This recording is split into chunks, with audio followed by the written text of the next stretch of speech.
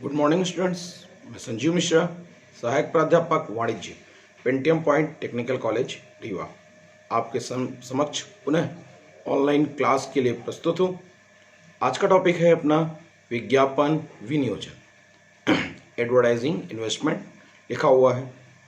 अब विज्ञापन पर विनियोजन का मतलब होता है कि आप यानी व्यवसायी के द्वारा विज्ञापन एक्टिविटीज में कुल कितना खर्च करने की गुंजाइश मेंटेन की जा सकती है, यह निश्चित लेना कि वो सेल्स प्रमोशंस एक्टिविटीज या प्रमोशन मिक्स की एक्टिविटीज के माध्यम से अधिक सेल्स के कार्य के लिए वस्तुओं पर बिक्री के लिए, उनकी बिक्री को बढ़ाने के लिए पैसे किन किन माध्यमों से इम्प्लीमेंट कर सकता है।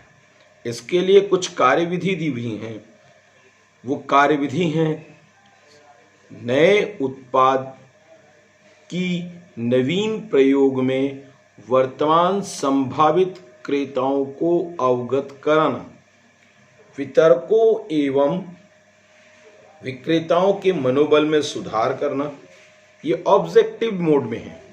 फिर ब्रांड्स को प्राथमिकता देना, नए प्रोडक्ट्स के लिए पोस्टेज और मार्केटिंग से रिलेटेड एक्टिविटीज़ करना, मीडिएटर्स को बढ़ाना, अन्य उत्पादों और उपभोक्ताओं के लिए नई इंसेंटिव स्कीम्स या प्रमोशंस मेंटेन करना, उत्पाद क्रय हेतु क्रेताओं को ये याद दिलाना कि आप इन वस्तुओं को क्रय करें, आपको इसका फायदा मिलेगा।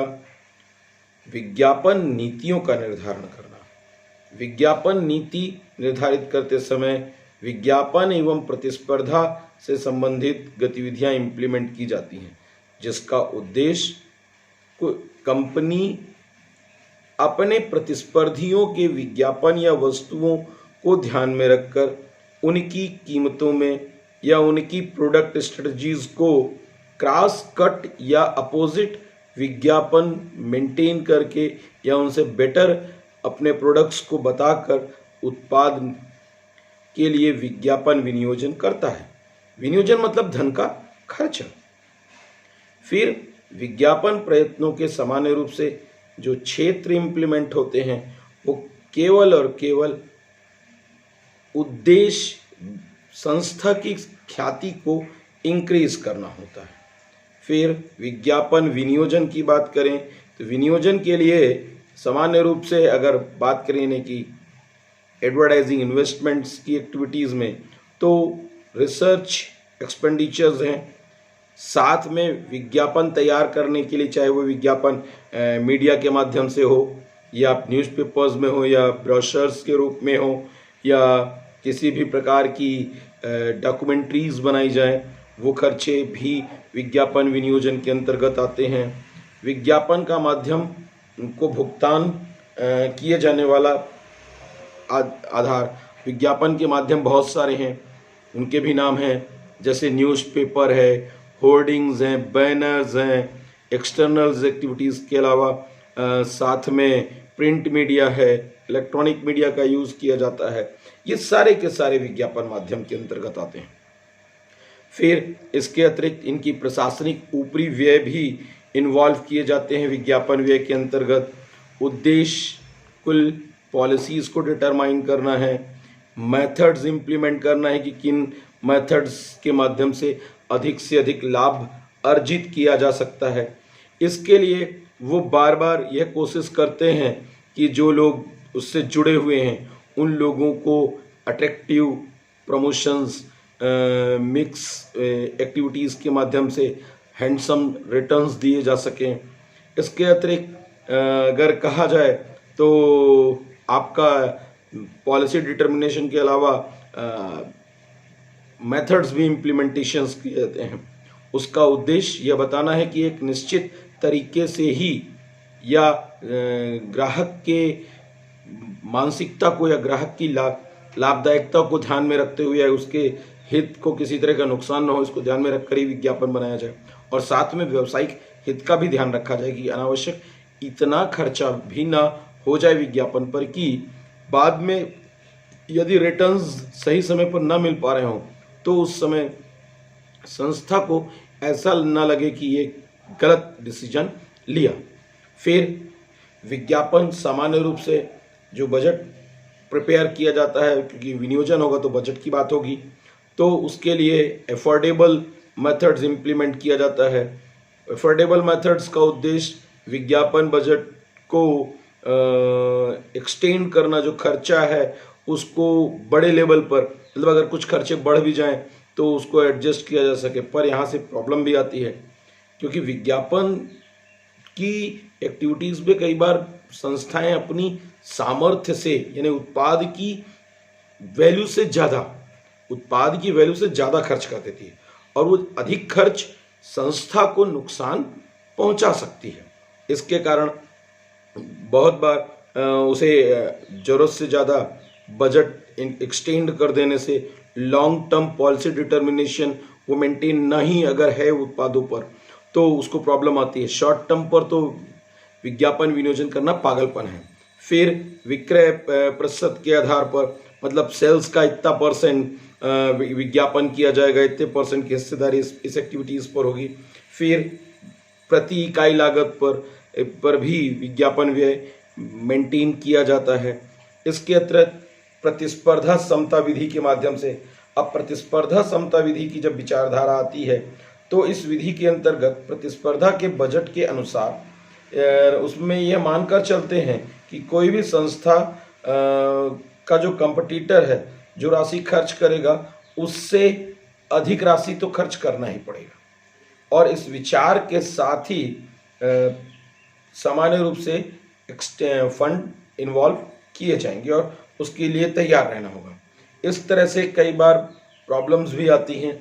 अच्छा होता है कि आप विज्ञापन युद्ध के कारण ज़्यादा से ज़्यादा लोग वार्स को रोकने की कोशिश करते हैं, लोग विज्ञापन की जगह अपने उत्पाद की क्वालिटीज़ को मेंटेन करते हैं।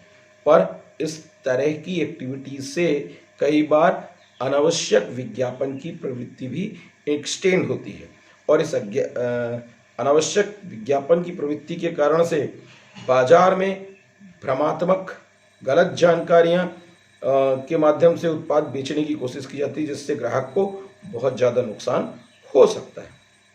फिर सामान्य रूप से ये कहा जाए कि विज्ञापन की अन्य जो मेथड्स हैं, डायरेक्ट मेथड है और वह प्रोडक्शन बेस्ड मेथड्स हैं, जिनका उद्देश्य एक निश्चित उत्पादन के बाद ये प्रोड्यूसर्स के द्वारा रिटेलर्स को और होलसेलर को कमीशंस दिया जाता है, और उसके लिए सेल्स प्रमोशंस कंसिडरेशन उनसे कहा जाता है कि इतना आप माल बेच लेंगे तो इतनी राशि का भुगतान आप हमारे द्वारा किया जाएगा। इस विचार के साथ भी मेंटेन होते हैं। विज्ञापन के कई माध्यम हैं। सामान्य रूप से विज्ञापन के जो माध्यमों का चयन किया जाता है वो उद्देश्य न्यूज़ को छोटा या बड़ा किस तरह से रिप्रेजेंट करना है, इसको ध्यान में रखकर इम्प्लीमेंट किया जाता है। इसके लिए विज्ञापन की तर्क शक्ति बार बार वो रिपीट करने लायक है कि नहीं है, उससे जनता को कितना प्रभाव एक्सटेंड होगा, उससे क्या फ़ायदा मिलेगा और कितने लंबे समय तक जनता आकर्षित हो सकती हैं, और साथ में जनता को उस विज्ञापन से क्या सुलभता मिलेगी, विज्ञापन माध्यम की प्रकृति उसी एक्सटेंड मोड में इम्प्लीमेंटेड होगी कि नहीं, वो विज्ञापन जनता के सामने कितनी देर तक रहेगा, वो विज्ञापन जनता को कितना आकर्षित करेगा, विज्ञापन जनता का कितना आदर करती है, जनता को किन माध्यमों से बेटर इंफॉर्मेशन मिलेगी।